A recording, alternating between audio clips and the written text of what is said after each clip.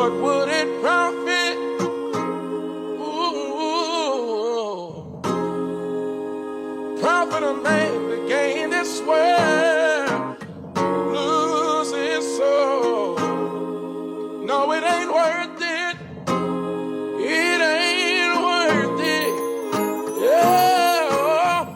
The fire is lit, here come the smoke. Bishop brother is on, here come the hope. On the real, oh yeah, this on the real. With Bishop brother, no they never quick to judge it. Plenty covered, yeah they talk about issues from their view. And they welcome all, they're not defined by their hue. Oh no, they're just speaking of their truth. Be sure to like and subscribe and tune in, you see the fire in their eyes.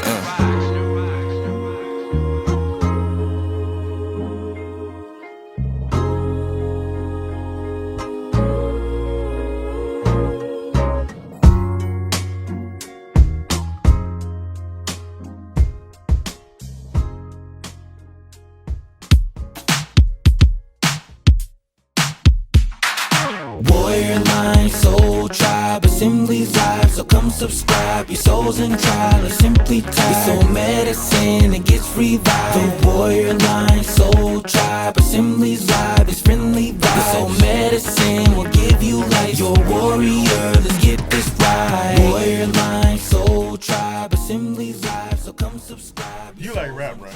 I love rap. Okay. Nothing makes me happier, especially old school rap. I'm gonna keep this on here. Yeah, no, I absolutely Yeah. keep this on here. Let it be known, Tupac and West Coast rap is the best rap. I know a lot of y'all Bronx folks and Wu-Tang Clan. I know y'all would disagree with me, but You started and they're fight. good too. They're good too. I love Wu-Tang Clan. Cream, that's a great song. Yeah. But for me, it was Tupac. I definitely grew up on Tupac and during the whole West Coast, East Coast beefs in the 90s. But welcome to Bishop Brothers. I'm Bishop John, Bishop Aaron. And they're not like us, I guess how we can talk about Bishop, this. right? Two bitch talk. Yeah, you get the right place. Two bitch talking about rap. Yeah, that's right. Yeah, welcome. Yeah. I will tell you, and I have done this before. And I share this on TikTok all the time.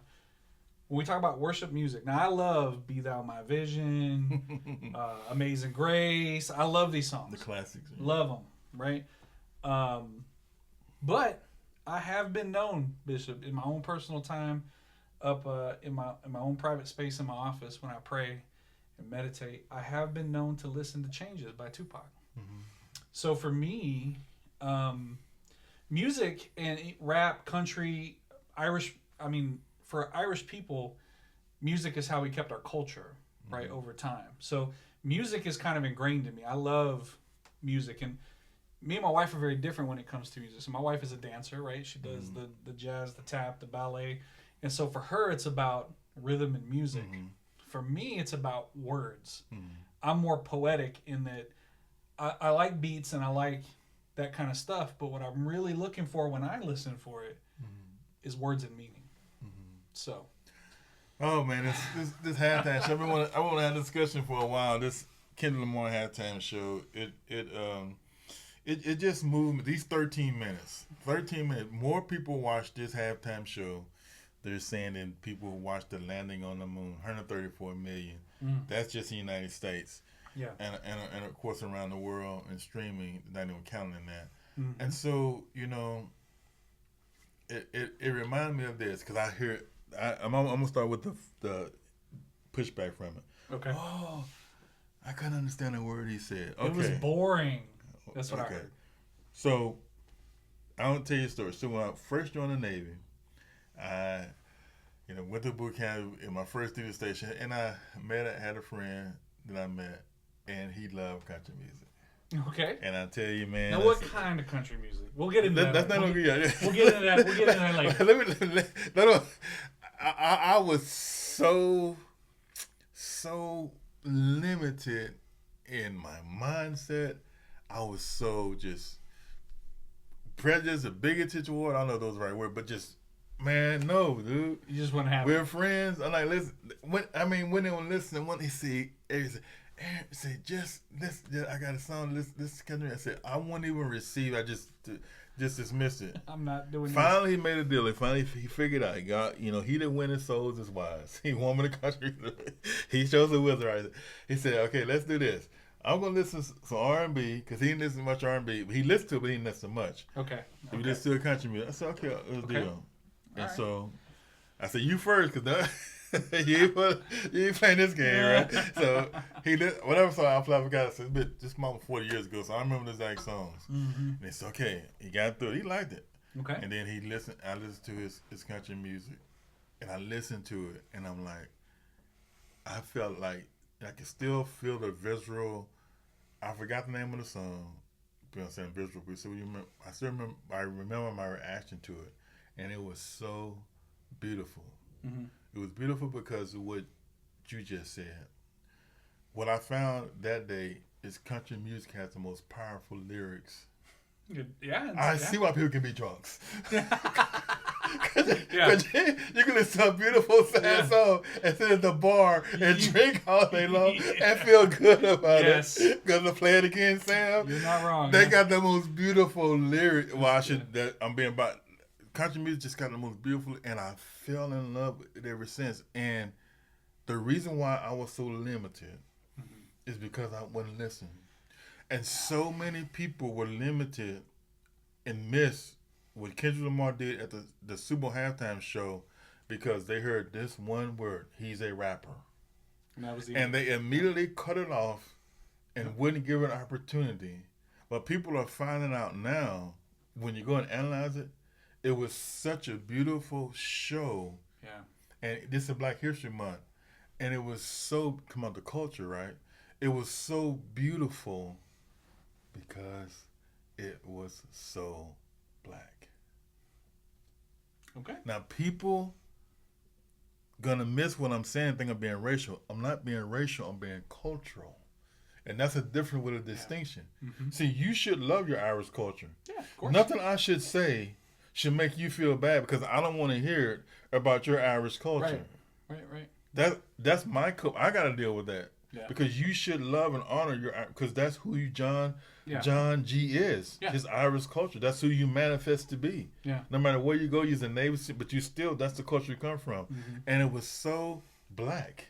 It was so what I think the culture needed, both black and white, needed at the times, particularly when we live in the age of DI. They interviewed and said, people complaining.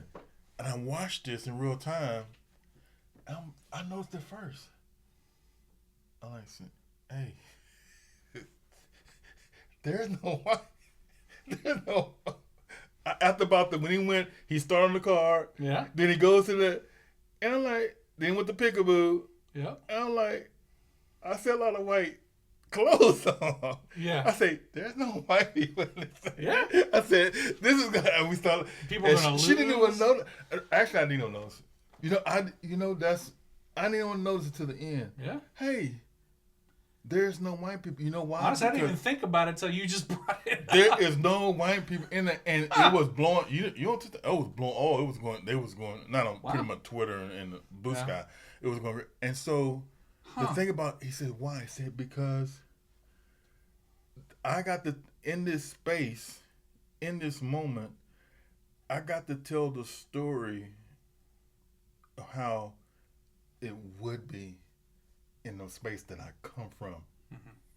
I got to tell it the way my culture would tell it. Yeah. What if I went to the Super Bowl at the Superdome in New Orleans? How would I tell a story on the streets of Compton? Right. Would there be any white people? No. It's fair. And so I love I love the courage of the young man, because he said, you know what, I am going to do, and then the Uncle Sam thing about, is it too wild, is it too ghetto? These were saying on purpose, because he was saying, Sam Jackson was saying, you're not acting correctly how you should be acting. Yeah. This is too ghetto, and that's we know that ghetto is tied to blackness. This is you're doing too much. Tighten it up. Yeah. Make people feel good. Make people comfortable. Make people feel that. And so many people were uncomfortable because not so much of the rap is because of the blackness. Yeah. And it's something I think the country needed right now, to say, you know what, your culture, your culture matters, but you're not taking away from anybody else because this is the culture you're from, and a lot of people couldn't deal with it. For me, I think the Uncle Sam thing hit really. It resonated with me.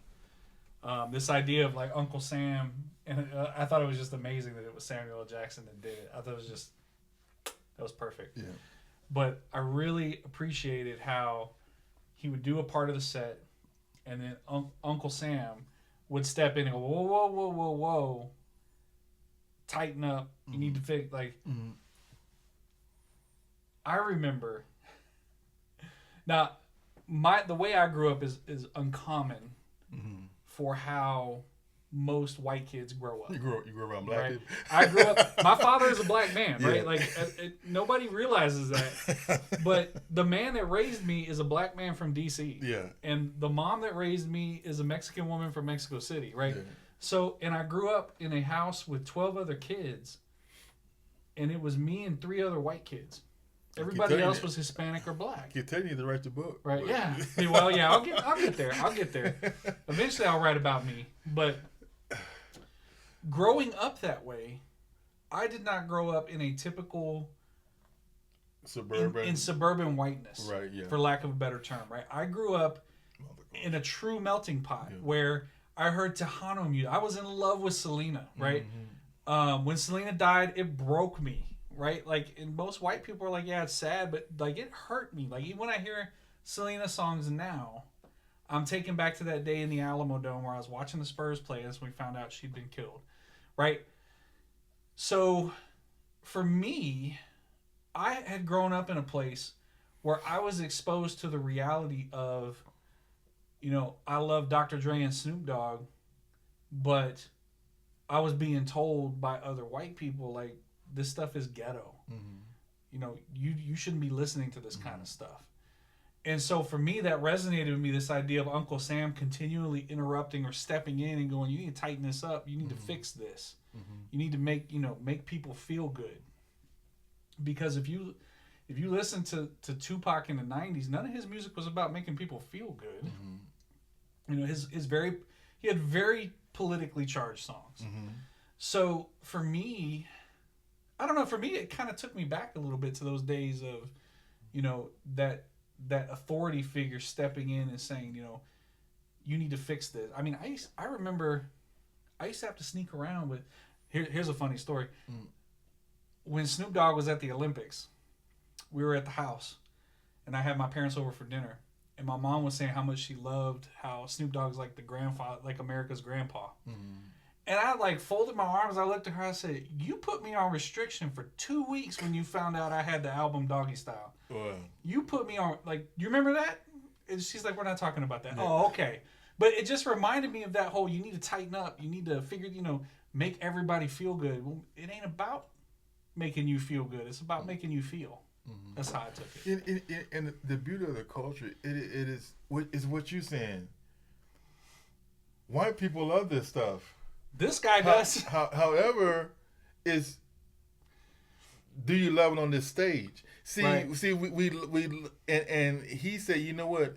If you love it, you're gonna love it right here in this ritual moment. Don't just love it when you got your earphones on at school. Because I had as many white kids in my in the class rapping as black kids or Hispanic kids. Yeah. They know this stuff inside out. Yeah.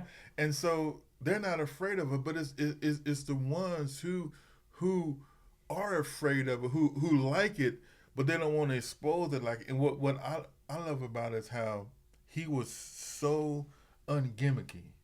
It was not the man just had on some blue jeans, shirt, chain, and a jacket. He could have been. It wasn't all these. Flashy. He didn't take away from he didn't allow gimmicks to take away from what he was doing, and it was just so. It was so beautiful. This man walked. You're talking about breath control. Yeah. This man walked 281 yards while rapping. Going from place to place to place. I can't even get up a flight of stairs with. And then the Uncle Sam. It goes back to back to a Black History Month discussion. It causes the you know, why does Uncle Sam have to be white? Why can't Uncle Sam be black? Yeah. Who monopolizes Uncle Sam? Who represents America? Yeah. As much that's the beauty of our two that we just refuse to live with the beauty. The tension is, you know, you just as much as Uncle Sam as I am. Yeah. Y'all declared independence, but we built it. That's fact. Free labor built it, and so, and then people treat me, well, you know, I can understand the rapper. Well, if you listen, but then in the next breath you tell me you understand Robert Kennedy Jr. You can't understand Kendrick Lamar. I promise I cannot when he was doing, I can't, because sometimes you just want to just get a snippet just to see. I cannot understand what you're saying, man. I'm not trying to, you know, I know you're 71. Sure. But that's still funny. I cannot understand what you're saying.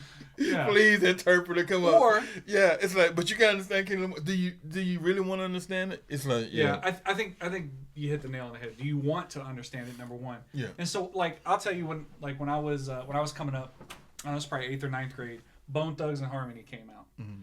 And at the time, like, if I go back and listen now, that's some of the slowest rap I know of. Right? But at the time when it came out, it was rapid fire. Like, you couldn't really. Yeah. And actually, I made a ton of friends on the football team because I had taken the time back when you had cassettes, kids. Yeah. Cassettes, they had the little paper inside, and you could open up the paper and have the lyrics to all the songs. Mm-hmm. And so, First of the Month, which is still one of my favorite songs, I learned all the lyrics and I learned how to rap it. Mm-hmm. And so on the football field, you know, they'd be like, "What's your talent?" I'm like, "I can rap." And they'd be like, "No, you can't." And then I would do Bone Thugs and Harmony, and they would lose. The whole football team lose their mind.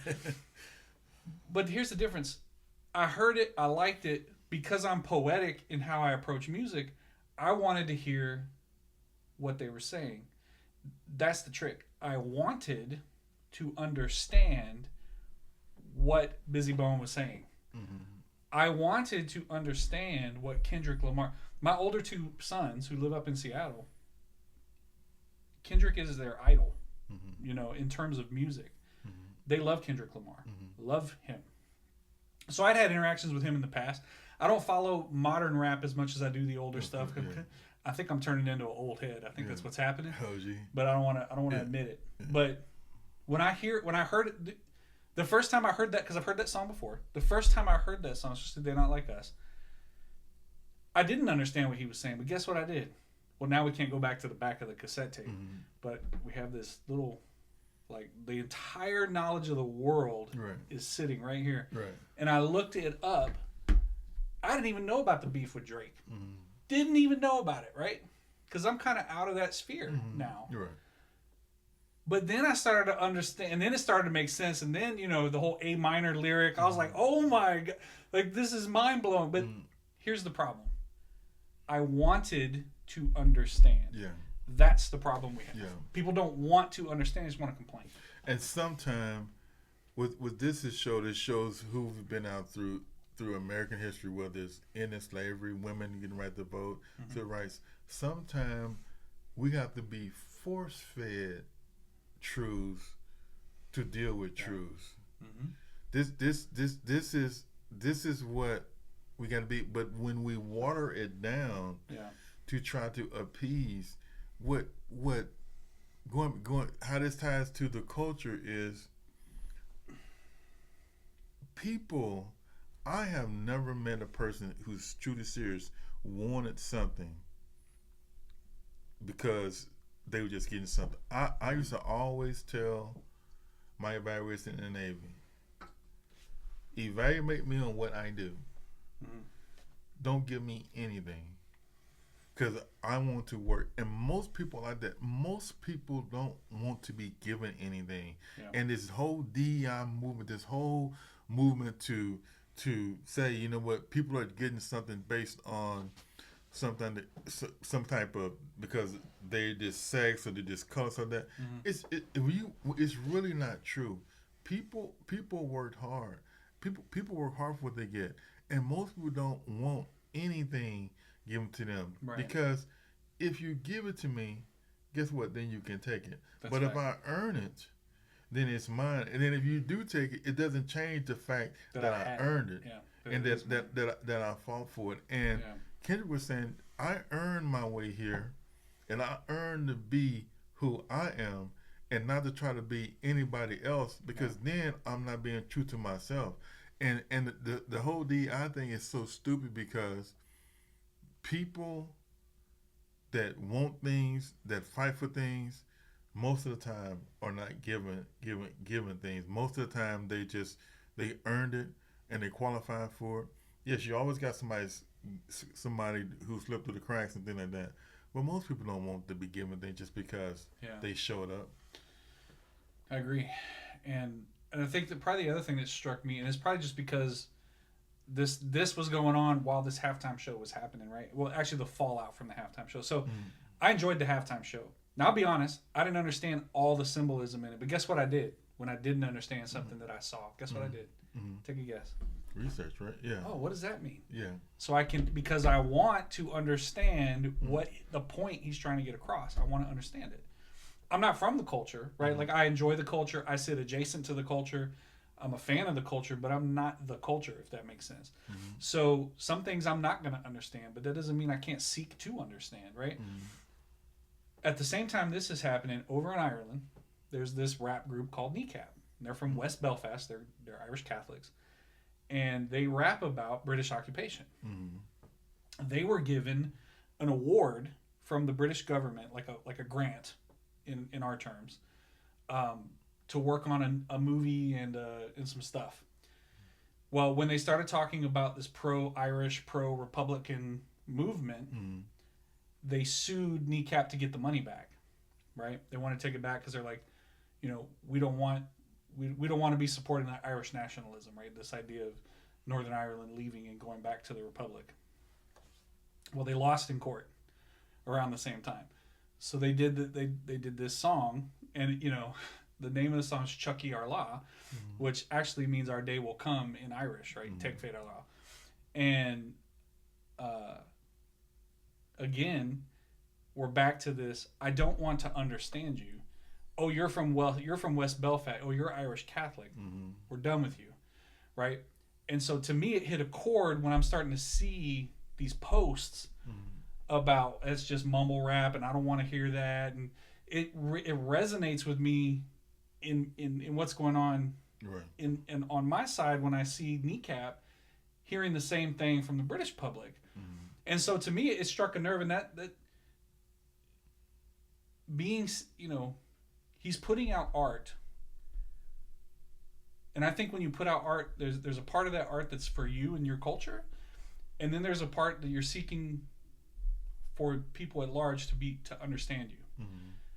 And you may not understand it while you're watching it, just like most people don't know Irish Gaelic, but if you take the time to do the research to understand what they're talking about, and you know what the great thing is? So in Kneecap, when they lost when they got the money back, when they won in court, you know what they did with that money? They took that money and they gave it to both Protestant and Catholic neighborhoods, working class neighborhoods, to build community centers. They gave it to the enemy. Right. Yeah. Right. And so to me, I mean, that was quintessential about clearly you don't understand what they're talking about. And I think we had the same problem with the Super Bowl. There were a lot of people who did not want to understand, and so they did not understand what Kendrick was trying to do. Right. And Kendrick did a good part, because there's a lot of pressure when you do things like those. There's a lot of pressure to be in the mainstream, and I thank him for his leadership, because he said, I am going to be true to who I was when I got here. I'm not going to be something on this stage in this place. A lot of times when we get to the table, we become the menu instead of sitting at the table. Yeah. And we got to understand that when you get to these certain spaces, there's only moments. You got a moment, and I think for Black America, this is going to sound hyperbolic, but it's true. It's what we needed. Coming off the election, coming off that is because validation is a very important thing. We validate our kids all the time. Validation is a very important thing, and we didn't need it because of who were the people. We just needed somebody to say, you know what, I am not afraid or ashamed of being who I am on the biggest stage that you can get, on the largest stage that you can get. I am not going to be afraid of being who I am. And even with this beef, it was bigger than the beef, and that's why I'm glad he waited to the end with that, because the beef with that is the beef, but it spoke to, you know, the beef with the country sometimes, where, you know, you want people to act a certain way, and a lot of times people aren't acting a certain way to be ghetto or to be rebellious or to be mean-spirited. It's because that's where they're from. That's what they know. That's who they are. And it's okay. If it's not a crime, they're not doing anything wrong. It's okay to listen. And to your point, the problem with it is, you know, we don't, and with me 40 years ago, I could have missed out for the rest of my life on a whole genre of music that I love now, because I got in my mind already made up that country music has nothing to offer me. Right. See, if I don't believe something that has nothing to offer me, then why am I going to give time to it?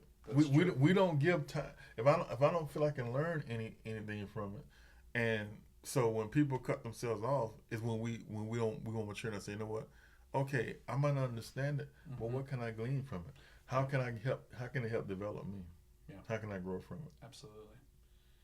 Yeah. Who'd have thought how much you could learn from a Super Bowl halftime show? Yeah. I mean, and the way they did it, and it's good, and it's one of those things that, you know, he stood up to a lot of pressure and stuff like that, but I think it ended up being beautiful, because you see people around the world doing that little shuffle he was doing at the end, doing that and stuff like that. So you know what, it's fine. Yeah, and then of course, the evangelical fundamental had to put their little jab in. If you remember, Serena was crip walking. Remember that? I think it was crip walking. I can't remember. Yeah. Was she crip walking? Okay. Yeah. So she's crip walking. Someone posted on her husband's Twitter account, how could you allow your wife to dance like that in front of people? And his comeback was beautiful. He was like, well, first of all, I don't tell my wife what to do. She's not property. And I was like, well, there it is right there. Right? And number two, everything's covered. It's not like she's up there on a stripper pole. Like she's had. That's how she did for 20 years playing tennis. Wasn't nobody attacking Justin Timberlake and what he did with Janet Jackson? Yeah. Come on, man. But see, that just goes to speak to who, for them and their, listen to Jesse Waters on fun. Their wives do what they say. Right, because I'm not going to say that. Their wives do what they say. Yeah. They vote how they want to vote. Because that's that patriarchal mindset we've talked about for years. Yeah. If they don't agree with it, their wives don't have agency and autonomy. I don't know if you watched this show called Severance, but man, I have. Yeah. That is. You watching this season? I haven't got to this season. Oh, but it's intense. Yeah. It's deep. We need to do that. That's okay. The problem. But yeah, and so that don't surprise me. But you know what? This woman was her own woman before that guy came in her life. She was way self-made before he showed up. But even without that, what in marriage does you lose your agency to do things that you want dance? To do? Yeah. When did we lose the agency? You think she didn't get paid to do that? I mean, come on. What are we doing? So, but of course they had to rear their ugly faces and say something about the patriarchy. Like they just can't shut up. Like they cannot not open their mouth. They can't help it. Like a diarrhea of the mouth. But they're not like us. Such a great show. Such a great show. Well, let us know what you thought about the Super Bowl halftime show. I know there was definitely there was a clear line down the middle about people who loved it, people who did not like it. And, to be fair, there's probably a lot of people who missed it. It's halftime. I'm going to go, get my pizzas and, get the food finished. And, maybe you missed it. Check it out. Go look at it. Let us know in the comments what you thought. What stood out to you in that? What part were there parts that made you uncomfortable? Were there parts that you really liked? To me, it was a little uncomfortable. He hit the A minor quote. I want to come. I didn't think he was gonna do it. I enjoyed every second of it. And to have the crowd do it and not him, like he doesn't say anything, the crowd does. I was like, that is the most petty and most beautiful thing I think I've ever seen in my life. Yeah, he didn't. Yeah, he didn't do the P word. He kind of like no, he didn't. But he did. Yeah, but And you know the significance of that, right? They minor. Yeah. About the keys on the piano. Yes. Yeah. So it's familiar. Neat. It's intense. It's not just random. No, there's levels. Yeah.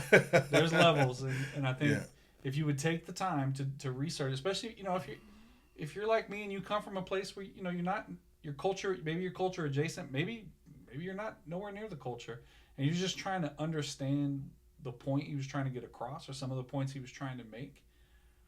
It wouldn't hurt you to hit a Google search. Just check it out. Mm-hmm. Try to come in there with an unbiased opinion. Just try to listen to what somebody else is saying. Just try it. Yeah. All right. Well, thanks for hanging out with us today, and until next time. Warrior line, soul tribe, assemblies live, so come subscribe. Your soul's in trial, or simply tied. Your soul medicine, it gets revived. The warrior line, soul tribe, assemblies live, it's friendly vibe. Your soul medicine will give you life. Your warrior